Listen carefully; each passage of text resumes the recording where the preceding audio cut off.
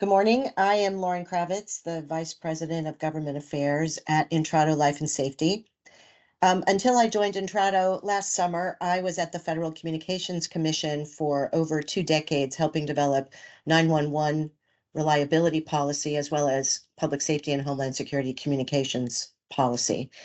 And I have a colleague, Marie, who is off camera, who may be from time to time giving me instructions to help keep me out of the technical sand trap. And I want to tell folks that we do want to hear your questions. The Q&A function for this webinar has been enabled. So there's no chat, but there is Q&A. So please use the Q&A feature to ask a question, and we are going to address questions at the end. We have 2 panelists this morning, and I'm going to ask each of them to do a self-introduction. First, Brad Perkins with the Dover Area School District from Pennsylvania. Brad. Hello, everybody. My name is Brad Perkins, and as Lauren said, I'm the Director of Public Safety, Public Relations, and Child Accounting for the Dover Area School District in Dover, Pennsylvania. I've been in the district 10 years, but prior to that, I spent 25 in public safety. And Lori Alhadeff. Lori Alhadeff. I am the Chief Executive Officer of Make Our Schools Safe, nonprofit organization.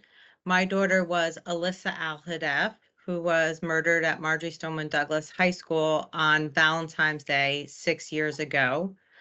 I also am the chair of the Broward County School Board and been on the school board for the last 6 years, the 6th largest school district in the country.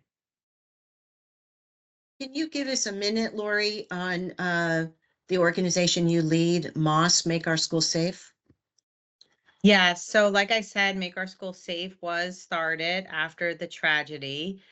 On Valentine's Day, I gave my daughter Alyssa a gold bag with a chocolate bar and diamond earrings. And I put those diamond earrings into Alyssa's ears that morning before dropping Alyssa off at school. Alyssa was wearing a black and white dress. And when she got out of the car, I told Alyssa that I loved her and that would be the last time that I would see Alyssa alive. Alyssa was shot 8 times in her English classroom at Marjory Stoneman Douglas High School. And after the tragedy, my husband and I, we turned our pain and grief into action. We started the nonprofit organization, Make Our Schools Safe. And we're focused on 3 pillars. One is passing Alyssa's Law nationwide as a standard level of school safety protection. 2 is our Make Our Schools Safe clubs, our MOS clubs, where students help to create a culture of safety within their school. And 3 is we raise money to give back to schools for different school safety projects to create a safe in school environment at their school. And our website is makeourschoolsafe.org. Thank you. Can you tell us the key features of an Alyssa's Law?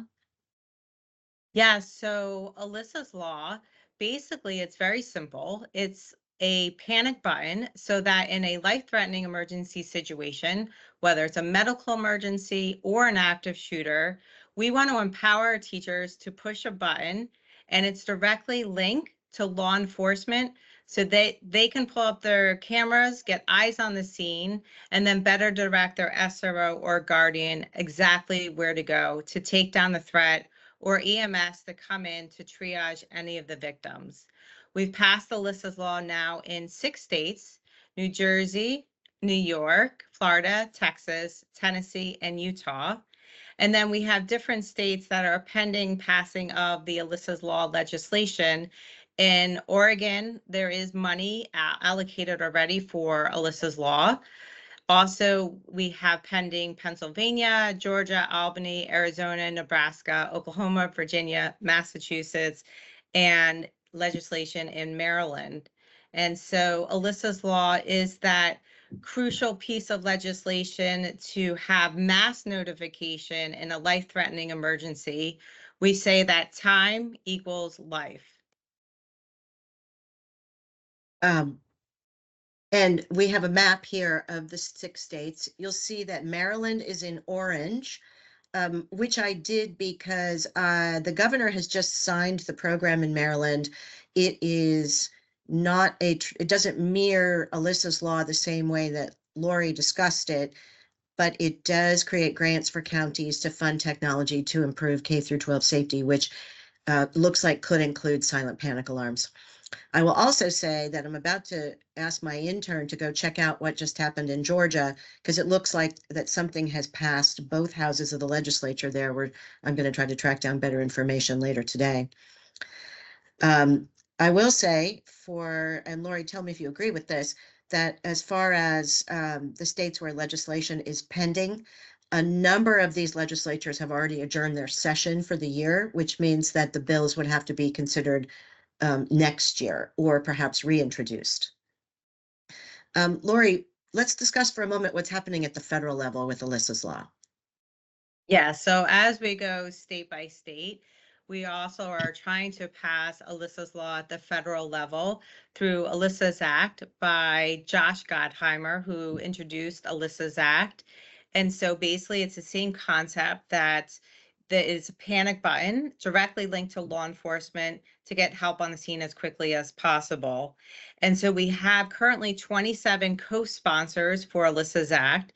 And we would love if you can reach out to your congressman or congresswoman and ask them to be a co-sponsor for Alyssa's Act, because it was referred to the House and then the House committee, but it needs some energy and movement to get the bill moving to the next step.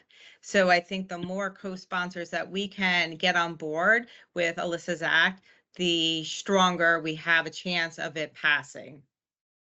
Right, I did checked my legislative dashboard last night, and it looks, and I will say that I agree with you. I think this is the bill at the federal level that has the most legs. It's bipartisan, although I know that Mr. Representative Gottheimer is a Democrat, and they're looking for more Republican sponsors. We're working with the office to try to help them there, and it is, as I said, bipartisan. There are around 30 co-sponsors right now, and it is referred to the Education and the Workforce Committee on the House side, meaning the House representatives. And so the way to move it forward is to get a hearing scheduled, get a markup scheduled. And so if you are talking to anybody in the House representatives about the Alyssa Act, that's what we need. We need more co-sponsors, and we need the Education and the Workforce Committee to move forward to schedule hearings and move it through committee. And then eventually, hopefully, we'll be asking the Speaker of the House to make sure it gets floor time. So what do you, we sort of covered this a little bit, Lori, but what do you think are the most effective strategies to engage with the policymakers and advocate for meaningful changes for safer schools? So I would absolutely say the most effective way to do that is through in-person conversations. When you establish that relationship with the legislator, you connect with them with, the tragedy that happened at Marjory Stoneman Douglas High School.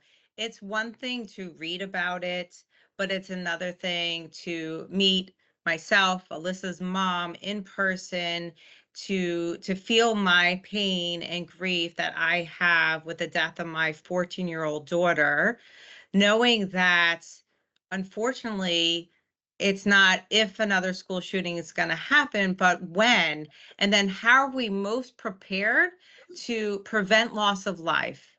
And I believe that through Alyssa's law, mass notification, that we can get law enforcement on the scene as quickly as possible, and that they can come in and to neutralize the threat as swiftly as possible. Yes, I want to make sure to also thank your husband, Dr. Lori Alhadeff, who is very active in promoting Alyssa's laws and Alyssa Act around the country. I'm going to take the map down. I just wanted to add one more thing about what we were just speaking about. We Please. also have our MOS clubs where we've had students have gone to their capital and have gone around and spoken about Alyssa's law and how they feel that having this law being passed in their state will help them feel safer in school. And when students feel safer in school, they're going to be learning a lot better. And so our MOS clubs are another way that we are helping to pass Alyssa's law. You know, that set of voices is clearly the most effective. Having, me, a lawyer in Washington, D.C., going to talk to people on the Hill, probably not quite as effective. But thank you for adding that. Brad, I know that your school district has grappled with this issue, and I'd like to know if you can tell us more about how your district arrived at your current strategy to strengthen the collaboration with law enforcement to improve school safety. Absolutely. So as I said earlier, I have a background in public safety, and kind of my thought process or philosophy back then that's carried through today is I'd rather meet you during the day when things are calm versus the middle of the night when it's pure chaos. So with that kind of philosophy, when I took over my position 10 years ago, I established a monthly meeting with the chief of police, the lieutenant that oversees the SROs, myself, and the superintendent. They're very informal. We have no agenda. We schedule them for an hour. We always meet face to face with the understanding that whenever we're done, we are done. We try to really stick to our schedule, at least from a time standpoint. And it's not always all four of us, but some configuration. And even if we really have nothing to discuss, we still talk about just those personal connections and trying to build up some of those relationships. So once we had that kind of established, the prior police chief, and thankfully this police chief has carried it through, is establishing foot patrols in our building. While we do have school resource officers, one of the things that the department has done is if a patrol unit is assigned to a sector that has one of our schools in it, when students are in the building, at some random point during their shift, they must conduct a walkthrough. All officers must stop at the front office. Some set their foot in the door and just move on. Others stop in classrooms. They check doors. They talk with people. I've been in the schools when we've had officers in gym class playing basketball and shooting the ball with the kids. Again, building those relationships. So where it benefits us as a school district is, one, is just those relationships still. But the other thing is, it's random when we will have police officers in our buildings. There are times where we may have 2 or 3 officers in a building, and not for anything scary or bad, but just they are there. So you just never know when we're going to have a police officer presence. The other thing that we did is I've highly encouraged the department to, when they think of training at our facilities. So we first started with their quick action deployment training, or quad training. They do that annually to be certified. We hold those in our high school or some of our other buildings, depending on what's going on. Last week, they started single officer rapid deployment training. So it's not only they're training their officers, but they're also training some of the other departments. One of the things we encouraged them, and they thought of us, was using our middle school basement. There are classrooms in there. It used to be our high school, but now it's our middle school. So the only thing down there during the school day are empty classrooms and athletic facilities. So they're running trainings with sim guns and everything else in our basement. We've soundproofed it. We've kept communications open. But again, it's them training in our facilities versus going to a shoot house or somewhere else. That has really seemed to help out with just building that collaboration between the department and the district. And also when they sponsor Alice Train the Trainer classes or basic SRO or advanced SRO classes, we have them use our facilities. Again, trying to get them to think, okay, the school district is a partner in all of this, not just an adversary or somebody we have to contend with. Again, just trying to foster those relationships.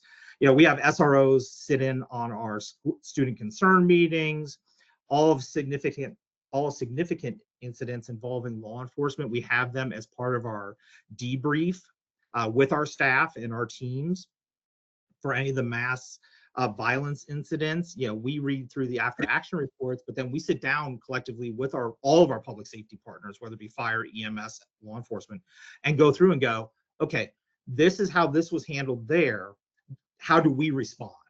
and we just include them in those conversations. And we've had some pretty hard, raw conversations with that. Let me ask you a question. So Yeah. it sounds like everything, it sounds like the two key issues are leadership, Absolutely. the tone at the top, and building relationships, which Yeah. I will tell you, after 20 plus years in 911 and disaster response and emergency response, it is the same. It's exactly the same in that context. Absolutely. And so it sounds like you are creating connective tissue with law enforcement at several levels in your organization. Yes. Yeah, both at the, like you said, at the leadership level, but also down to just the classroom levels. As I said, having those officers, not only our school resource officers, make sure that they're heavily involved, but also the patrol units when they come in, encouraging them to speak with students and visit classrooms, and not just, hey, I have to check this off the list because the chief told me to, but actually having them follow through. And again, Thanks. and I think one of the things we're seeing is building those relationships has paid off on both ends.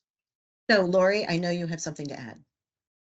Yeah, so great point. And I think it's really important that we continue to promote, see something, say something. Absolutely. And we are preventing violence from happening before it happens. And whether they're saying something to their school resource officer, their teacher or principal, or they're reporting that on an app like Fortified Florida, that we are able to prevent violence from happening before it happens. The next question I was going to ask is to you, Lori, along those lines, which is, what role do you see technology playing in improving school safety?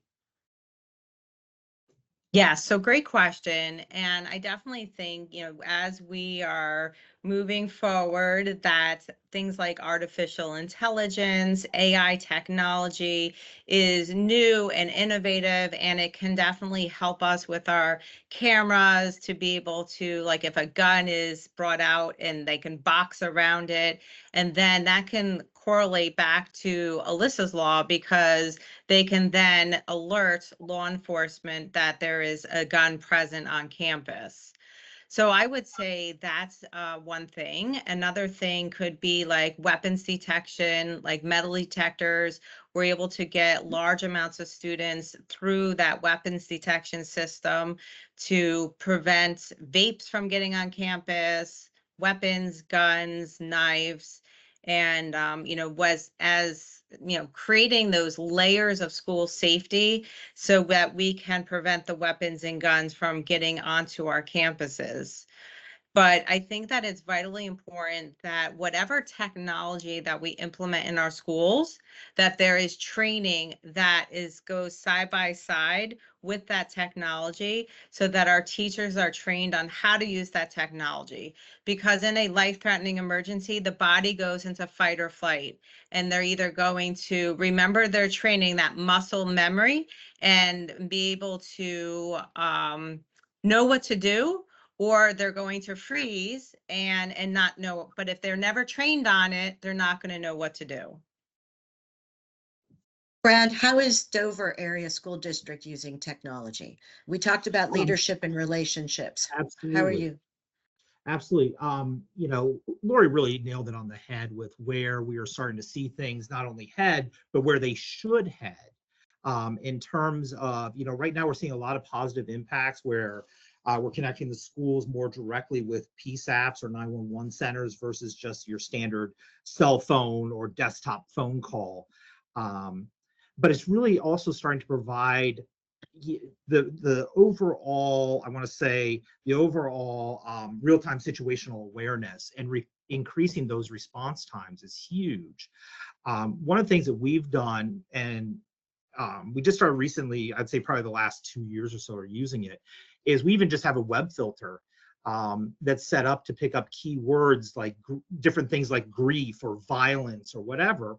And right now they send me, our SROs, the IT director, the emails of what these students are searching for, again, trying to pick up on it before anything occurs. And we did have a situation even, 3 weeks ago, where we had a 5th grade student that it was late at night, the IT director called me and he said, "Hey, we got a kid that's constantly looking. Have you checked your emails?" I said, "No, I was trying to sleep."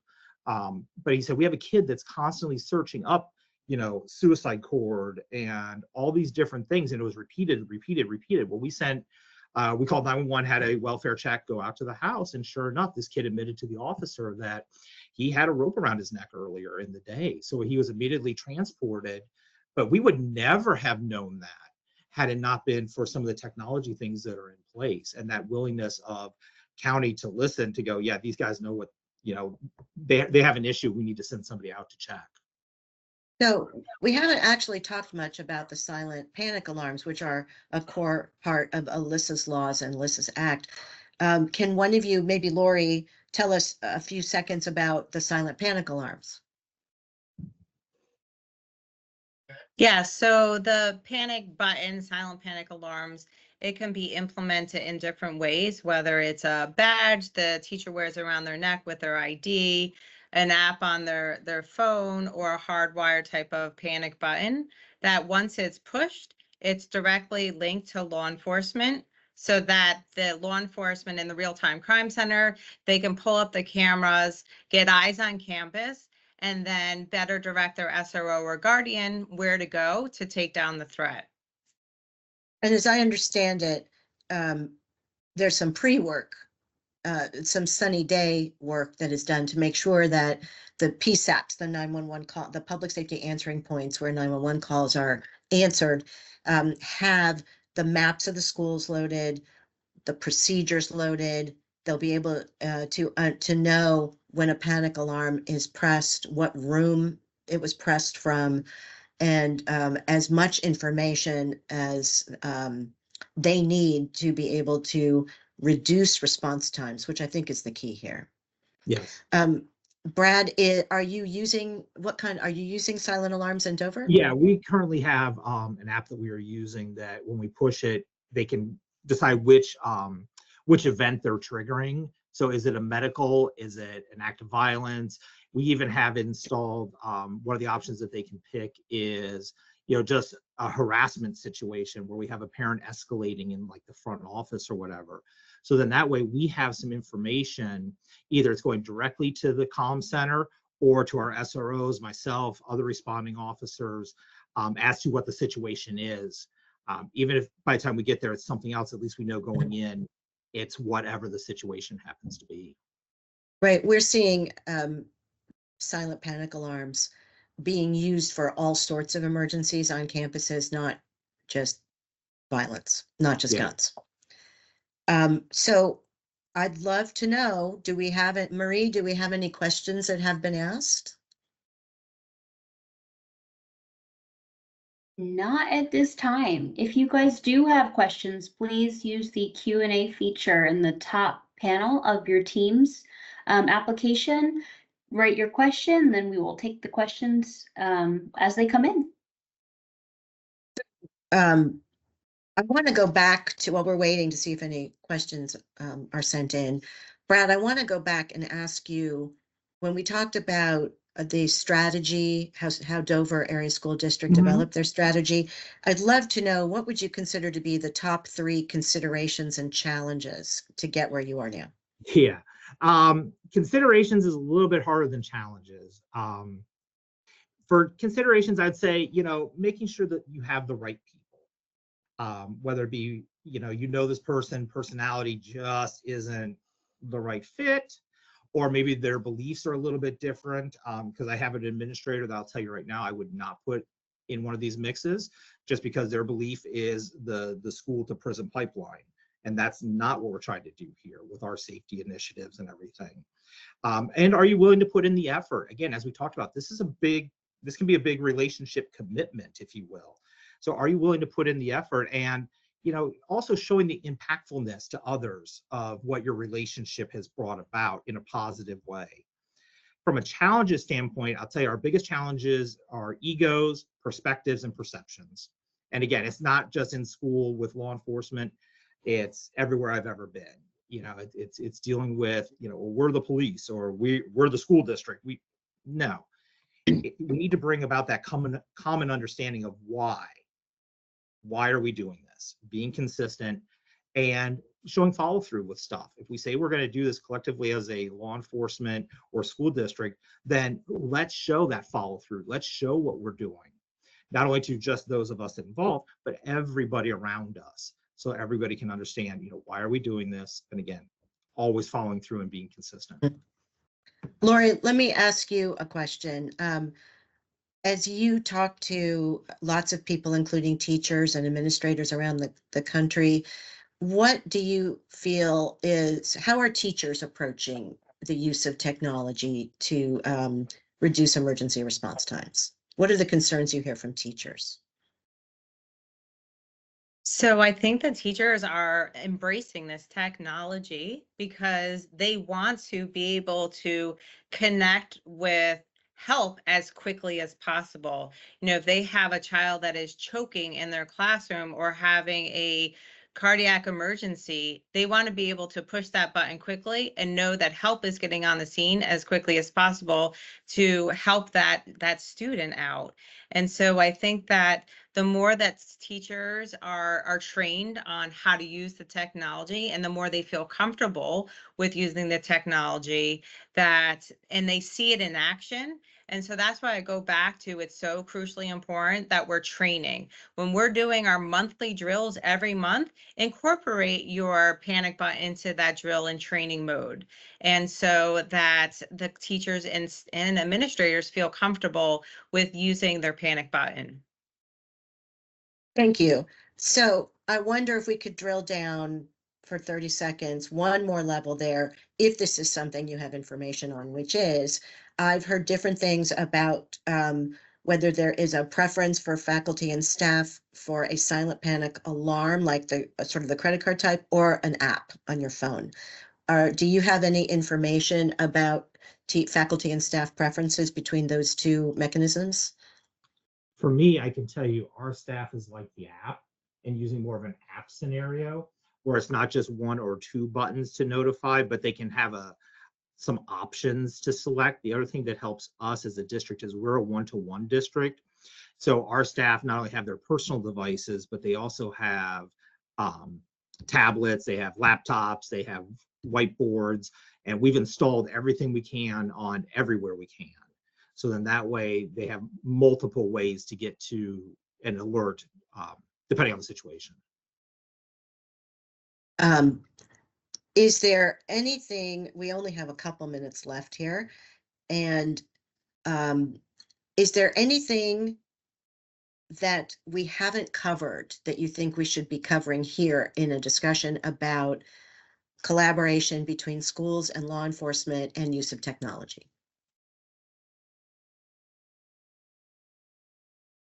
So I would just like to end with that. We have our website, makeourschoolsafe.org, and that if anybody would like additional information about Alyssa's law and the legislation at the different state levels, that you can go to our website, makeourschoolsafe.org, check it out. Also about our MOS clubs, where students help to create that culture of safety and work with our SRO officers and teachers and create that culture of safety within their school. All right, last question to Brad.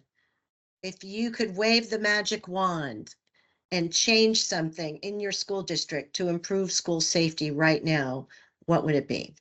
Probably the biggest thing would be financing. I didn't set you up for that question. No, you didn't, but I would say absolutely financing. Whether it be through grants, through some type of funding mechanism, that's our biggest thing.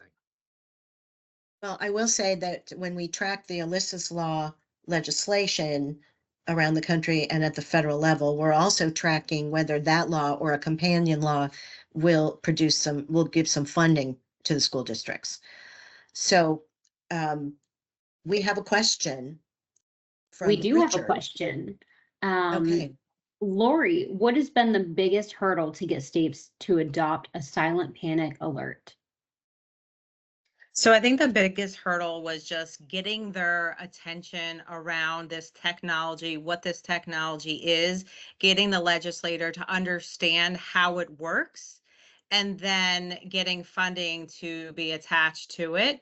And I'm a school board member, and I can't go back to my district saying this is an unfunded mandate. And so that we get that funding attached to it.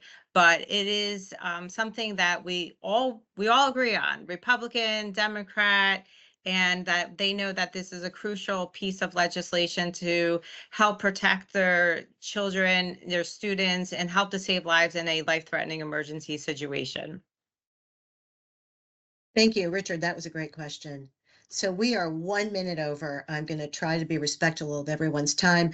Thank you so much, Brad and Lori. And thank you to all of our attendees. I was looking at the registration list before the webinar started, and it's all people from all around the country.